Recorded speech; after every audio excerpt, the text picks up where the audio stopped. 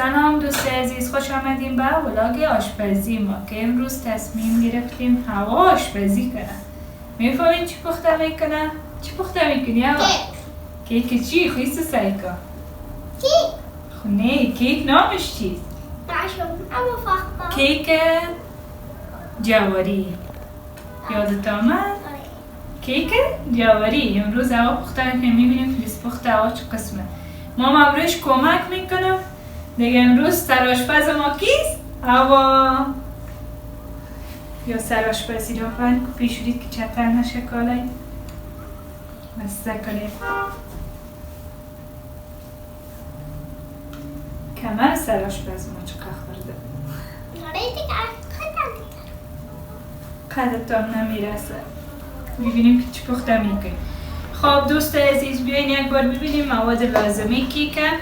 دوست عزیز از بس که لیستا پخته کنه یاد گرفته مواد تخم مرغ بندازیم. تخم مرغ، نمک، یک گیلاس ماست، یک گیلاس جواری، نیم گیلاس هم آرد سفید ترمیده، دیگه بوره رو باز اندازه یک گیلاس دیگه میگیریم. دیگه هم یک تا مسکه گرفتیم به خاطر که روغنی زیاد نبیه. خب قدر کیک روغنی هم یا مواد سرد شده گرمش کرده بودیم پس سخت شده. یک دیگه هم پودر کیک و اندازه. خب این هر چی میکنیم بابا جان شروع کن. بگید تخمای مرغ بنداز. آیستا آفرین. الان هارد میندازم؟ نه هارد نه انداز. چی میکنیم؟ تخم مرغ هم میزنیم. خب بچه بده صحیح هم بزنی که خراب نکنی. خب دیگه صحیح هم بزن. آفرین. صحیح کو سرآشپزا این که میکنه. ببین دیدی؟ ای کل جای تخم مرغ پر میکنی هوا. صحیح. دیگه خودت میکنیم. باید 5 دقیقه هم بزنی که پف شد. میتونی هم زده. باید بوران بهش اضافه کنی. شیرین خوش داری یا بی بوره کم؟ زیاد شیرین باشه یا کم؟ شیرین زیاد باشه دیگه. باشه زیاد شیرین باشه یا کم میگم؟ شیرین خوب صحیح. زیاد. خوب صحیح که نمیشه دیگه برابر شیرینش میکنیم. همون تو چشمی میگیرم سعی میکنم که چقدر میشه دیگه. این اندازی نیم گیلاس بودش. نیم گیلاس بس میشه سرآشپز؟ یک قاشق دیگه بس. یک قاشق دیگه هم بزن؟ اینه دلت تو خوش. هم بزنش. بازم هم هم بزن مثل چوار شبه. اصل واره این سرآشپز ما میفهمیدم مثل کریم و اصل واره شبه کشویه. خب میتونی هم زده محصل مواد ما رایف نکنی. خب دوست عزیز 5 دقیقه بعد با ما باشین خاطر که تایی هم میزنیم خوب شده. خب دوست عزیز نه کریم واره شد اصل واره نشده. اصل واره گفتی کریم ریح شد دیگه. از این که نمیشه که پف شد به خاطر اگر پف زیاد بخوایم باید سفیدی را جدا میکنیم زردی را جدا که این کیک و قصد پخته نمیشه. سرآشپز فهمیدی؟ باش یک دقیقه ما بگیم چی را بندازی. اینان نوبت چی شد؟ مسکه همراهی شیر. هیچی هست؟ شیر نیست. شیر ماست است. ماست. اینا رو بگیم سرآشپز ماست بنداز. تو چطور ترسی رو بندازی. خب ماست انداخته. چرا مسکه رفتاد؟ بگی بنداز خودت که او دستت هم کار بگی. خود او دستت قابه بگی. بان چطوری بندازه ببینی.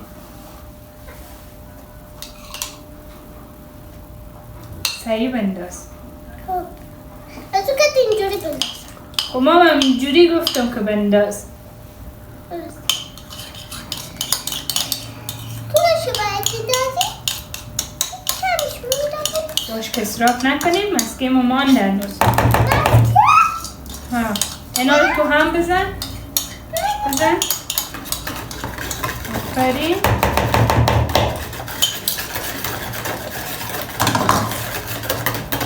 یعنی آیستا آیستا کل جای پخش نکن مواد سعی هم بزن سعی کن اینو تو بگی قسم بچه خان که شور نکنه دیگه ما پیکین پودر رو باز کنم که بندازیم پودر کیک آفرین باید رو هم 2 دفعه هم بزنیم شور بده دیگه سر آشپزی دوست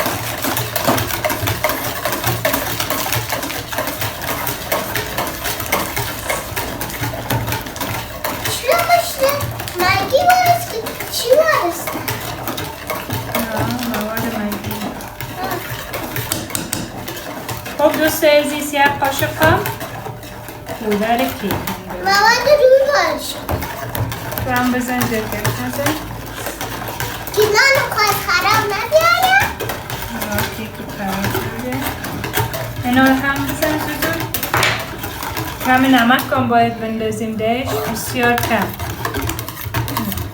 بنداز کمی داری من کنار من بزنم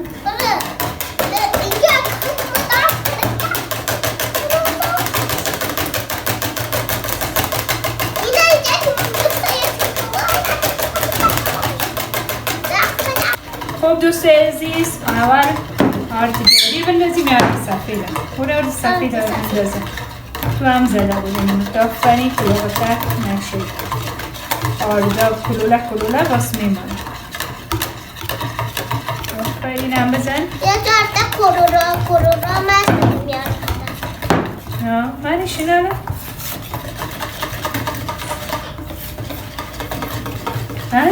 قسم نکن آردهش میخوایم بینه هم زنک داریم بیگه اینا رو تو شور بتید کارد جواریشان بندازیم کارد جواریش چسبیده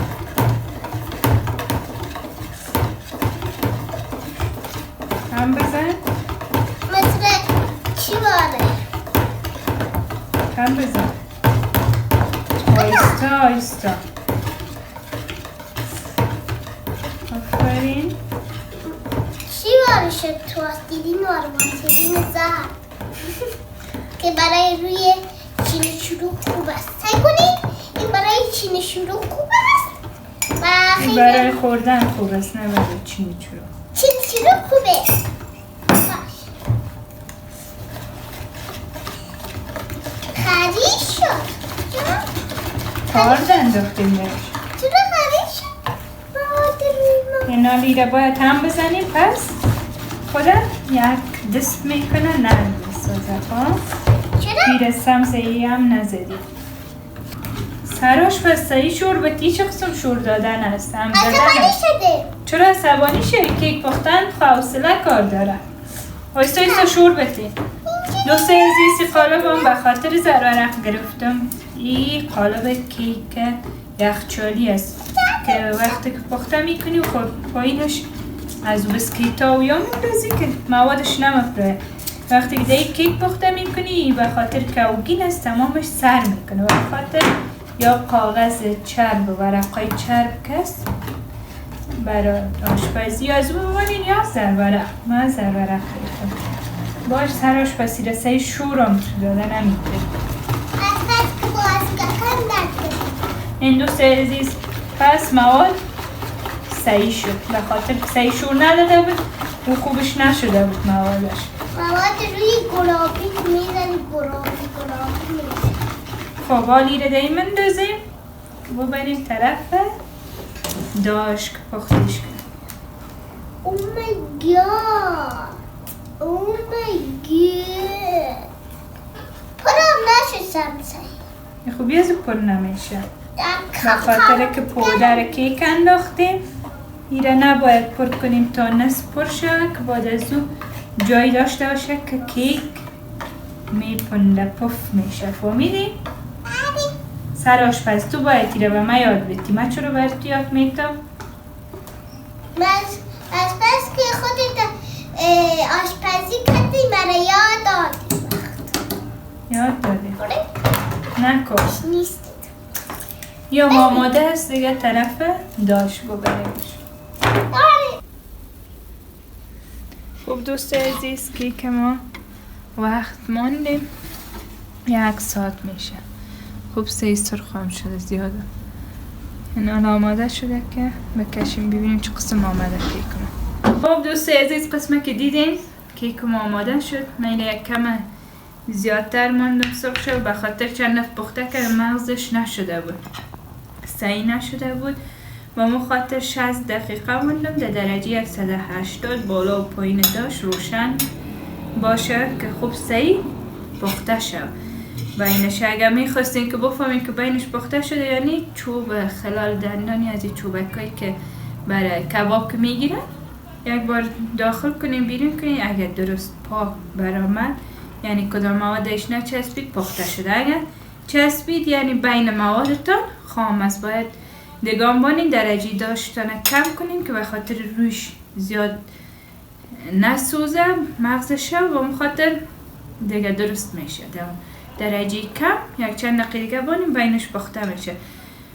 خب سلام دوستان عزیز، امید خوب باشید. این رو ما توته کنم ببینیم چه قسم آمده.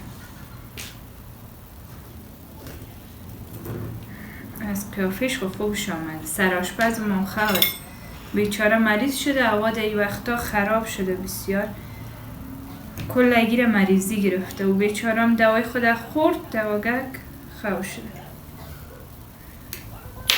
بس بکی کنجا خوب خیلی سعی کنین خوبش آمده. اسفنجی خوبش آمده. کیک جواری است.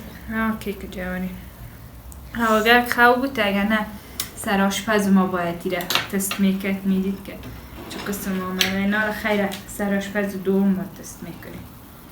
اینا رو تو بخواه آسوگر که چه قسم آمده باش مبرد. خوبش آمده.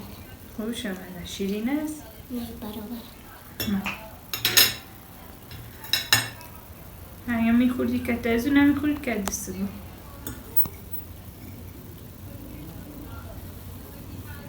بورش خوبش آمده. نه قشنین شده و نه بی بوره است. باز نان جواری خودش یک قسم شیرینی خود داره. نان جواری میگم خود جواری بگم رای و جوش چیش کنین شیرین میشه. سر آشپز این سر آشپز دو همراه و جوش راست میگه که میگه وقت نان جواری که پخته میکنین یا کلچی جواری همراه و جوش خمیرش کنین خوبشتر میشه. یعنی بوریش تا خود جواری بوره داره اونمو شیرینیش بیشتر میشه از این که بوره نندازین. زیادتر کسا بوره خوش نداره که بوره بخورن با اونمو خاطر میتونین که کتا و گرم جوش خمیرش کنین. و این بود برنامه امروز ما. تا بلاگ دیگر به الله پاک مسپارمتون. لایک، شیر، سابسکرایب یادتان نره. خداحافظ. خداحافظ.